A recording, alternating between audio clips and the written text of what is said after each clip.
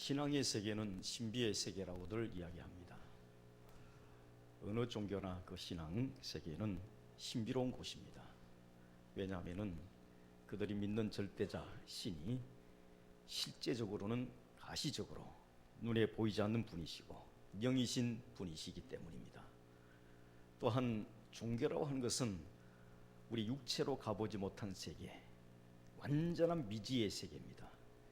죽음 저편, 내세에 대한 믿음을 가지고 그 세계를 갈구하는 것이기 때문에 현재 우리가 보여지고 만져지는 육체의 세계보다도 훨씬 더 신비로운 그런 곳이 종교의 세계입니다.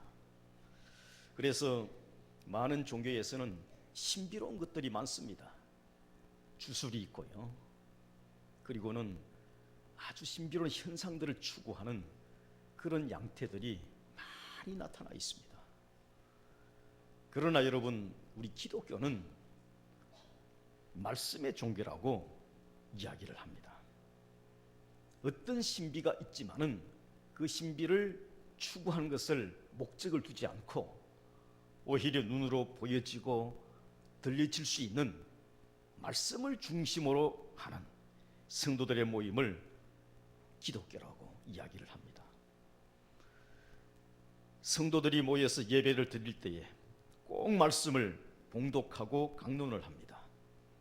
예배 가운데 말씀이 읽어지고 선포가 되어집니다.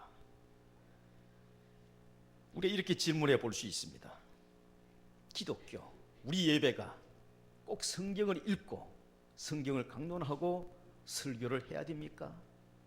설교 없이, 말씀 없이 예배 드리고 신앙생활은 할 수 없습니까? 질문해 볼 수가 있습니다. 대답을 한다면 안 됩니다. 말씀 없는 예배, 말씀 없는 신앙생활, 말씀 없는 성도의 인생사 안 됩니다. 할 수 없습니다. 불가능합니다. 의미가 없습니다. 결과가 좋지 않습니다. 왜 그러면 꼭 말씀을 중심으로 예배를 드리고 하나님을 믿고 신앙생활을 하며 성도가 인생을 살아가야 한 것입니까? 첫째, 하나님은 말씀으로 믿음의 사람들에게 임재하셨고 역사하셨기 때문입니다. 태초부터 태말까지입니다. 하나님은 말씀으로 천지창조, 말씀으로 하나님의 사람을 부르시고 말씀으로 하나님의 사람들에게 임재하셨고 말씀으로 이 땅에 성육신하셔서 오셨고 지금도 하나님은 말씀으로 여러분을 감화감동 역사하고 인도하고 있는 줄로 믿습니다. 아브라함이 갈대우르를 떠날 때에 하나님이 부르셨습니다. 아브라함아. 이것은 구전 말씀이라고 합니다. 입으로 트라디시널, 오랄 트라디시널, 구전으로 하나님이 주신 말씀이라 이야기를 합니다. 야곱을 부르셨습니다. 그렇게 입으로 부르셨던 하나님이 모세 시대에는 율법입니다. 기록된 말씀을 통해서 이스라엘을 부르셔서 하나님의 백성으로 삼으시고 탈애굽을 시켜주셨습니다. 예언 시대에 수없는 예언자를 통해서 하나님이 그 시대에 필요한 말씀을 전하셨고 역사하셨고 지금까지도 하나님은 그 말씀 선포를 이런 강단을 통해서 하나님이 계속 지속하고 있다고 저는 확신을 합니다. 그리고 가장 중요한 말씀 사역은 예수 그리스도의 성육신 사역입니다. 요한복음 1장 14절에 보면은 말씀이 육신이 되어 우리 가운데에 거하시매 우리가 그 영광을 보니 아버지의 독생자의 영광이요 은혜와 진리가 충만하더라. 즉 요한은 예수님의 성육신이 하나님의 구전, 하나님의 말씀, 하나님의 예언적인 사역을 완성시킨 성육신의 사건이라고 우리에게 전하고 있습니다. 예수님의 이 땅에 오심은 말씀의 완성이라고 볼 수가 있습니다. 여러분, 우리 예수를 믿는 것, 예수를 만났다는 것은 놀라운 사건입니다.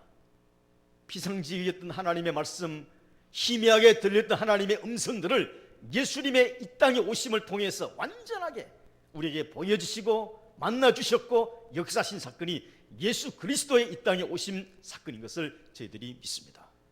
여러분, 이것을 생각해 볼 때에 얼마나 감사한지 모릅니다. 여러분이 예수님을 믿는 것은요, 하나님을 온전히 만난 사건입니다. 귀한 축복의 사건입니다. 특별히 이스라엘 백성들의 역사에 있어서는 율법, 이 하나님의 말씀이라고 하는 것은 민족과 국가 존립 그 자체로 해도 과언이 아닙니다. 이 말씀이 이스라엘 백성들 유대 사회에 보면은 이스라엘의 국가 자체입니다. 민족 자체입니다. 국가 존립 자체가 하나님의 말씀임을 그들은 뼈저리게 느낀 사람들입니다. 여러분, 마사다 전투라는 유대사를 아실지 모르겠습니다. 마사다 전투, 지금도요 이스라엘 백성들은 이 남녀노소할 것 없이 한 1년 6개월을 군대 가거든요. 가는데 반드시 마사다 전투 현장에 가서 견학을 합니다. 이것은 아주 공식화되어 있습니다. 그들이 일정 기간 훈련을 받으면 마지막 이 마사다에 가가지고 꼭 견학을 하고, 모든 그 유대인들은 이 마사다를 안 가볼 수가 없겠죠. 꼭 갑니다. 주후 73년 4월 15일 날, 정확한 날짜, 요세푸스라는 사람이 기록에 하면 정확한 날짜가 기록되어 있습니다. 960명의 유대 전투 전사들이 최후를 맞습니다. 사실은 한 4, 5년 전부터 티투스 황제, 로마의 황제가 한 2만 5천, 3만 명의 군대를 끌고 예루살렘을 공격합니다. 함락을 시키기 위해서. 엄청난 전투가 벌어지죠. 그 속에서. 그 전투가 벌어지면서 마지막에 최후가 되었습니다.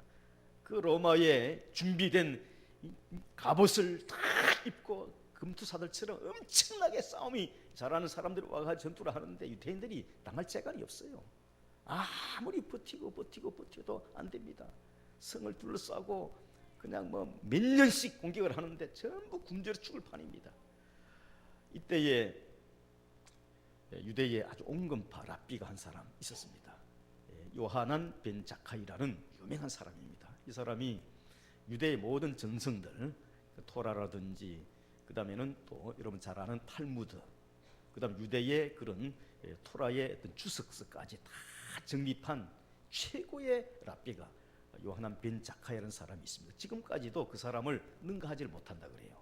이 사람이 얌미야라는 도서관, 학교를 만들어 가지고 그 율법서라든지 모든 토라, 그 다음에는 또 거기에 있는 유대인들의 탈무드를 다 정립한 사람입니다. 이 사람은 아주 강경파는 아니고 온건파입니다. 중도파라 볼 수가 있는데, 이제 이대로 가다가는 이스라엘 백성들이 다 죽을 판이니까, 예루살렘 사람이 다 죽을 판이니까 어쨌든 백성을 살려야 되지 않겠나. 근데 강경파들은 죽더라도 끝까지 칼 들고 싸우겠다는 사람들이 강경파 아니겠습니까? 근데 이 벤자카이가 그래서는 안 된다. 우리가 혈기로 객기로 했을 일 아니니까, 그렇죠? 그래서 이 사람이 지혜를 짜는데 밀사를 보냅니다. 그래서 티투스 황제하고 밀사를 통해 가지고 교신을 하죠. 내가 성문을 열어주겠다. 항복하겠다. 이 예루살렘을 당신에게 다 내가 맡기겠다. 그 대신 조건이 하나가 있습니다. 뭐냐? 그것은 바로 이 얌미야라는 이 학교입니다. 조그마한 그 도시 거리인데 학교인데요. 그 학교 안에는 율법, 그죠? 그다음 미시나이라고 하는 주석서, 그 다음에는 그들이 늘 좋아하는 탈무드, 이런 것들이 수만 거리 쭉 이 도서관에 이렇게 돼 있는 거예요. 이것만큼은 절대 로마의 군병들이 손 못 대게. 그게 있는 랍비들은 절대 손 못 대게 약조해 준다라면은 예루살렘을 내어 주겠습니다. 문을 열겠습니다. 그러니 티투스 황제가 마다할 일이 없죠. 피 안 흘리니까 좋다. 이 뭡니까? 말씀과 이 말씀입니다. 토라와 그들의 미시나, 이 토라와 국가를, 예루살렘을 바꾼 겁니다. 유대의 모든 역사를 보면은 말씀이 그들의 존립 자체였습니다. 그렇잖아요. 땅을 하나님의 말씀과 바꾼 겁니다. 그들의 목숨을 하나님의 말씀과 바꾼 겁니다. 예루살렘 전체를, 부천시 전체를, 대한민국 땅 전체를 하나님의 말씀과 바꾸자라는 겁니다. 여러분의 인생에 하나님의 말씀을 지키기 위해서 아낌없이 여러분의 부동산을, 여러분의 생애를, 여러분의 사업장을, 여러분의 가정을 바꾸겠습니까? 바꿀 수 있겠습니까? 유대인들은 그렇게 했습니다. 하나님의 말씀을 지키기 위해서, 이 말씀을 붙잡기 위해서. 이것은 그들이 경험을 통해서 이미도 체득했습니다. 벤자카이 이전 600년 전입니다. 바벨론에 수없는 사람이 끌려갔지 않습니까? 70년 동안 바벨론 포로 생활을 하는데 얼마나 눈물이 났겠습니까? 집을 잃었습니다. 자식이 잃었습니다. 고향을 잃었습니다. 채찍에 맞습니다.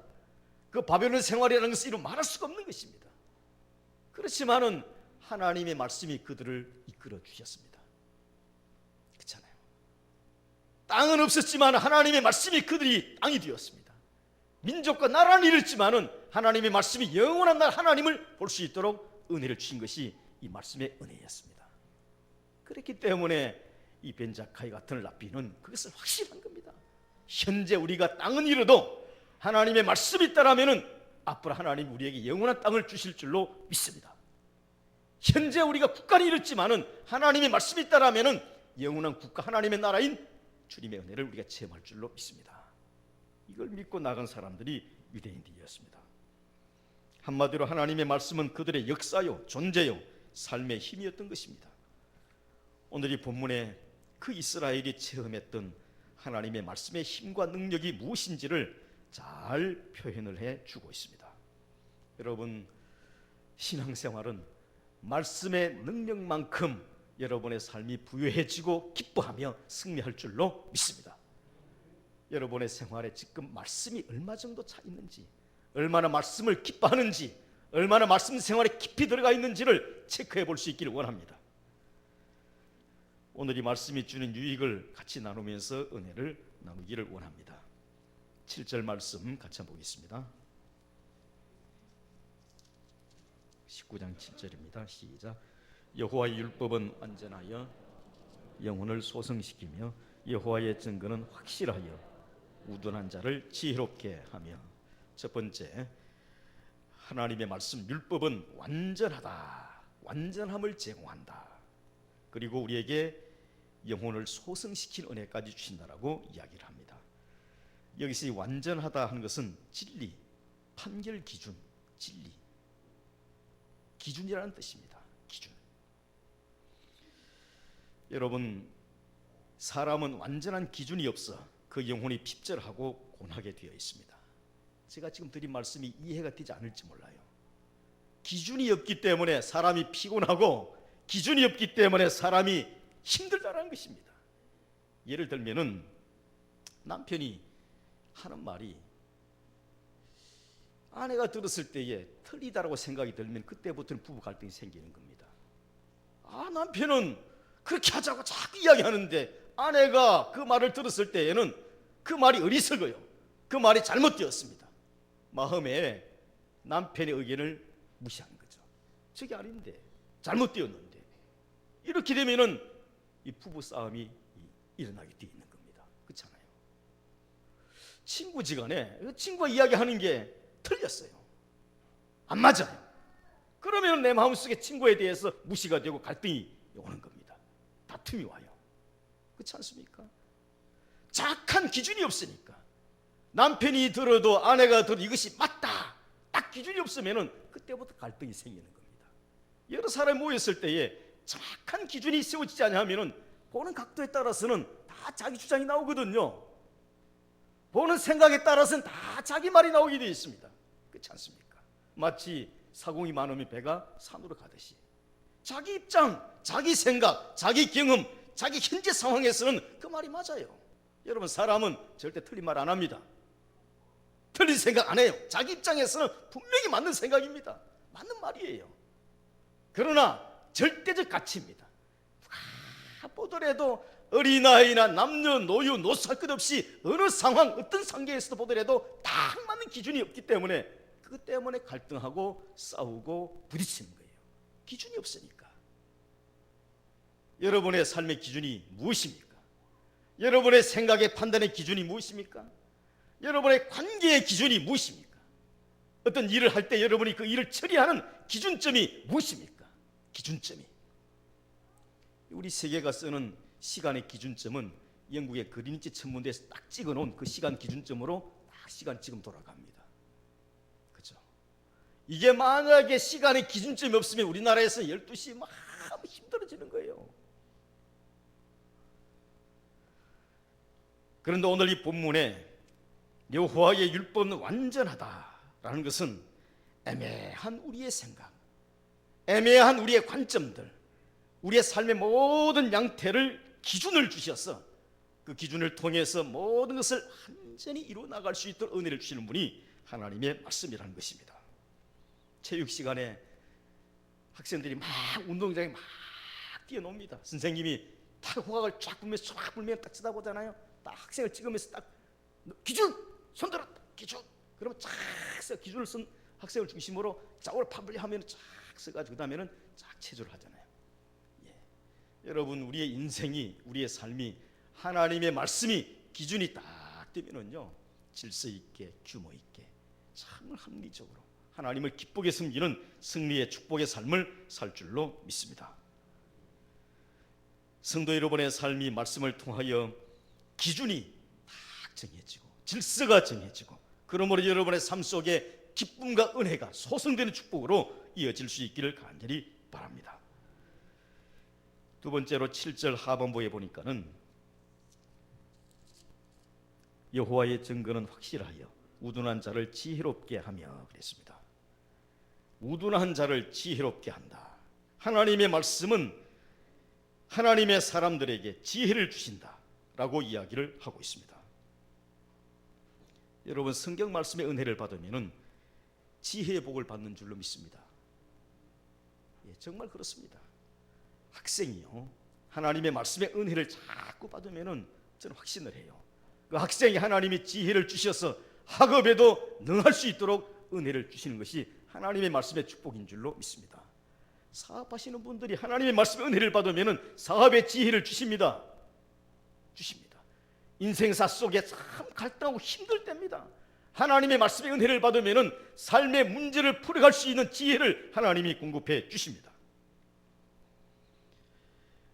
요즘 그 개콘 애정남이라고 하는 그 코너가 참 유행을 합니다. 그 최효종이라는 개그맨이 작년에 그 수상을, 연말에 개그 시상을 받으면서요, 믿음이 참 좋대요. 그렇게 고백을 했답니다. 하나님께 영광을 돌리고, 그리고 우리 담임 목사님, 나를 위해서 매일 새벽마다 기도해 주시는 담임 목사님에게 감사를 드립니다. 담임 목사님에게 진짜 공개적으로 감사 고백한 사람이 그 사람 처음인 것 같아요. 하나님께 영광을 많이 돌리는데, 그죠? 그 친구가 얼마나 믿음이 좋은지를 알겠어요. 우리 교인들 중에서도 어디 가서 좀 수상을 하면은 담임 목사님께 영광을 돌립니다 해주시면 좋을 것 같아요. 듣는 목사가 얼마나 힘나겠습니까? 그 목사님은 새벽마다 2번은 더 기도해 줄 것 같아요. 예, 그 최혜종 씨를 위해서.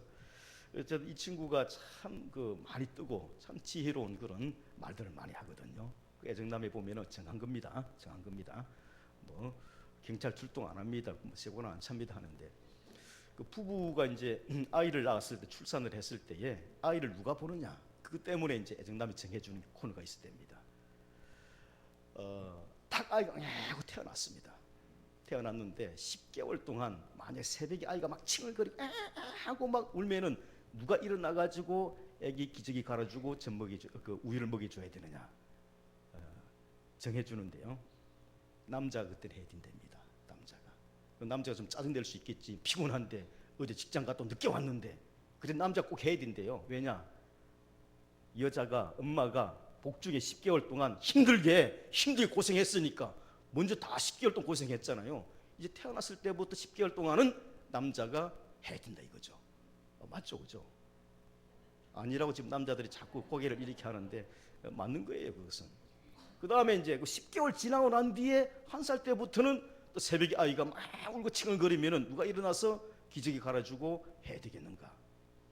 그때는 누구죠? 아빠가 아니고요. 그때는 애가 자다가 맘마 하면은 엄마가 일어나는 거고, 또 조금 이제 아빠 하면 아빠가 일어나야 되는데, 그 아기가 아빠 말이 그때 비슷하게 막 배워지거든요. 그러니까 엄마 부르면 엄마 일어나고, 아빠 부르면 아빠 일어나야 된다는 거야. 평소에 자꾸 아빠라고 많이 시켜주세요, 엄마들은. 아빠들 엄마라고 자꾸 부르게 시켜야 돼. 그리고 이제 또 2살, 3살 되어서 또 아기가 또 그럴 수 있잖아요, 그죠? 자다가 막 일어나가지고 막 울고 칭얼거리고 막 그냥 냄새가 나면 또 일어나가지고 힘들지만은 그걸 치우고 아이를 또 재워줘야 되거든. 그때는 누가 해야 되는가? 또 애매하거든요. 그럴 때는 아기가 엄마를 많이 닮았으면은 엄마가 일어나서 하고, 아빠를 많이 닮았으면은 아빠가 일어나서 하라 이거예요. DNA가 너무너무 중요하니까. DNA 효과를 톡톡히 이제 보는 겁니다. 그렇게 좀 애매한 것을 지혜롭게 막 정해주는 걸 보면, 야, 그렇다, 참 맞다. 야, 너무너무 정확한 것 같아요. 참 지혜로워요. 여러분, 하나님의 말씀은 그것보다도 훨씬 더 우리의 삶을 지혜롭게 정해주고 풀어주고 인도해주고 기준을 정해주는 분이 말씀이 하나님의 말씀인 줄로 믿습니다. 솔로몬이 이 말씀을 통해서 지혜로운 판단과 판결을 하여 성군이 되었습니다. 여러분, 솔로몬의 일화는 뭐 잘 아실 줄 압니다. 얼마나 지혜로운 판결을 했든지 그 지중해 연안에 전체에 다 솔로몬의 소문이 퍼졌습니다. 정말 견고한 왕권을 가지고 그의 모든 왕위가 세계 만방에 명성이 펼쳐졌던 것을 우리가 잘 압니다. 여러분의 삶 속에 하나님의 말씀의 지혜를 공급받아서 어떤 판결을 하든 어떤 판단을 하든 어떤 결정을 하시든 여러분의 삶이 하나님을 기쁘게 영화롭게 할 수 있는 귀한 축복의 길이 펼쳐질 수 있기를 간절히 소원합니다. 세 번째로 8절의 말씀 같이 보겠습니다. 8절입니다. 시작. 여호와의 교훈은 정직하여 마음을 기쁘게 하고 여호와의 계명은 순결하여 눈을 밝게 하시는도다. 여호와의 교훈이 정직하여 마음을 기쁘게 한다. 여러분, 하나님의 말씀은 성도의 삶을 기쁘게 한다. 기쁘게 한다. 특별히 정직하기 때문에 하나님의 교훈이 정직하기에 우리 마음이 기뻐한다라고 이야기를 합니다. 여기서 정직이라는 것은 야사르라는 말인데 옳고 바른 것을 이야기하는 단어입니다. 우리가 마음의 기쁨이 빼앗기는 여러 가지 원인들이 있겠지만은 내 생각에 다른 사람의 생각을 집어넣으려고 하거나 특별히 하나님의 말씀을 집어넣으려는 그 마음 때문에 우리 속에 있는 기쁨이 빼앗기게 되는 것입니다. 여러분, 하나님은 우리 안에 이미도 사실은 완전한 기쁨 그리고 편안함, 천국의 은혜를 다 주셨어요. 이게 사실은 하나님의 창조의 근본입니다. 근데 우리 안에 죄성이 자꾸 삐집어 들어가는 거야. 이 죄라는 실체가, 죄라는 첫 여러분 원죄가 우리의 평안함, 우리의 기쁨, 하나님의 완전함, 야샤르를 자꾸 삐집고 들어갔어요. 우리 속에 자꾸 불순물이 우리의 생각을 흔들어 놓는 겁니다. 불순물이 마치 맑은 물에, 그죠?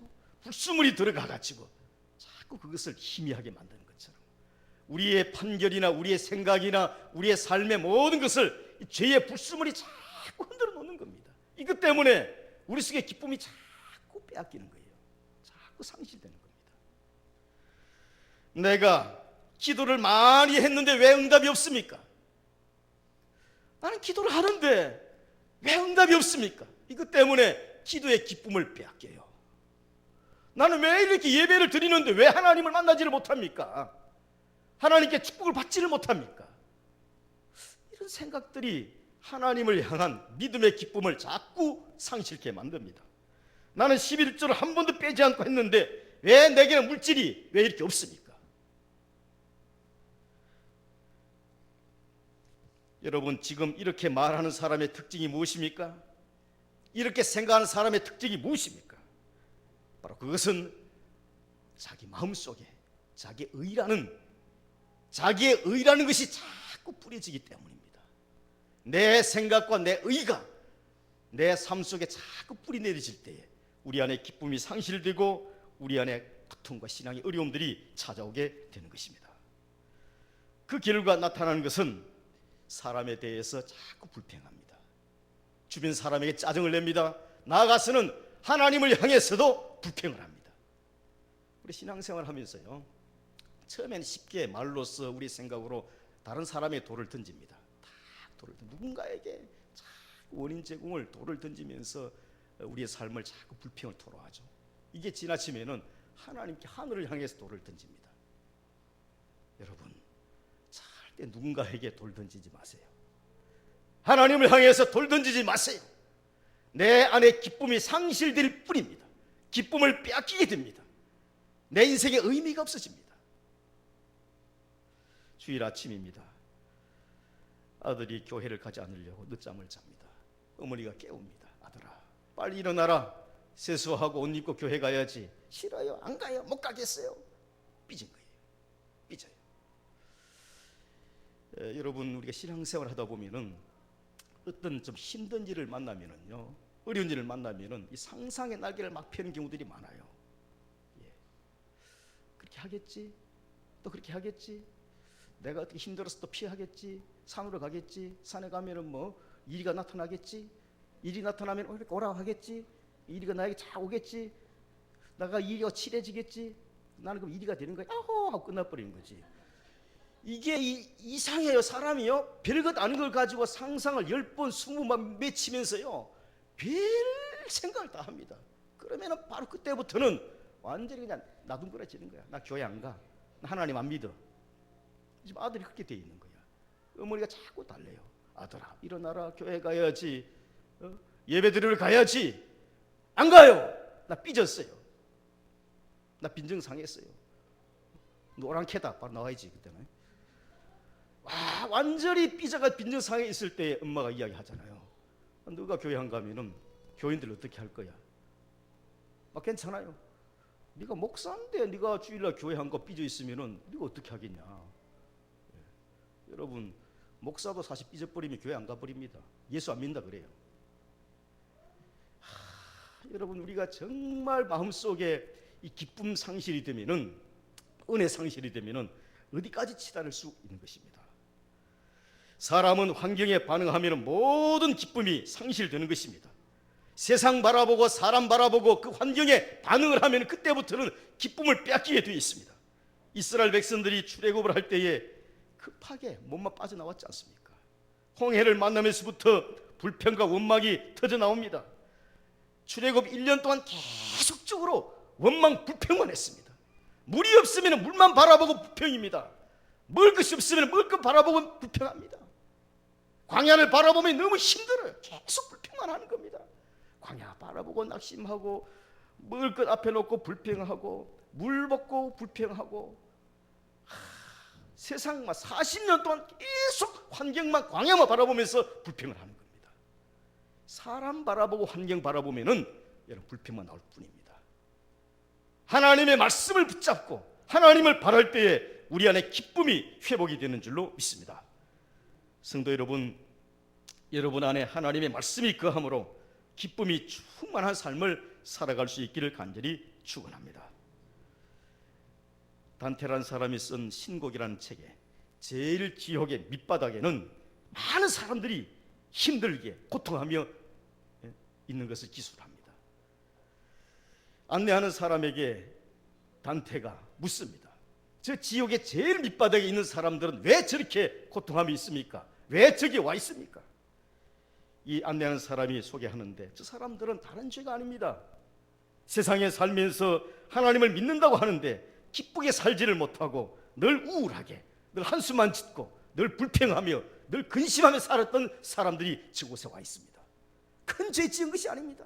살인죄, 도적질, 나쁜 짓 한 사람이 아니고 살면서 기뻐하지를 못하고 우울하게, 안 돼, 힘들어, 재미없어, 짜증나, 매일 그렇게 산 사람들, 기쁨의 본질, 하나님의 본체를 상실하고 믿지 못한 사람들이 이곳에 와 있습니다.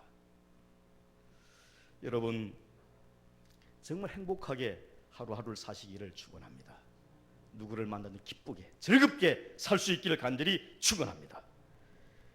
2012년 말씀을 듣고 여러분 말씀 안에 거하시고 말씀을 읽고 말씀에 붙잡혀서 여러분의 삶이 기쁨과 은혜가 넘치는 복된 삶을 살아갈 수 있기를 간절히 축원합니다. 매일 한 장 꼭 성경 읽으시고 주일의 말씀을 집중해서 여러분 들으시고 공예배에 꼭 참여하시고요, 새벽 기도를 통해서 말씀을 자꾸 접하시고 여러분의 삶 속에 늘 말씀을 붙잡고 믿음으로 기쁨의 삶을 살아갈 수 있기를 다시 한번 더 간절히 축원합니다. 자비로우신 하나님, 주님의 은혜를 진심으로 감사를 드립니다. 하나님의 말씀은 우리에게 온전함과 정직함과 기쁨과 은혜와 축복을 주시는 줄로 믿습니다. 그 말씀을 통해서 우리의 삶 속에 놀라운 주님의 축복이 넘칠 수 있도록 은총을 허락하여 주시옵소서. 예수님의 이름으로 기도하옵나이다.